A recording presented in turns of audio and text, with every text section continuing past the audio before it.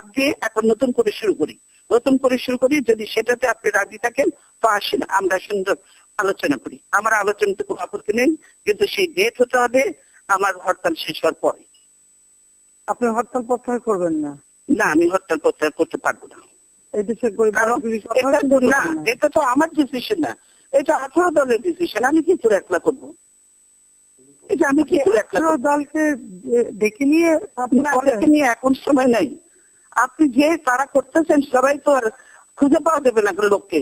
আপনি তো সব পুলিশ লাগাই রাখছেন সবার পিছনে, কি করে মানুষ পাওয়া যাবে বলেন?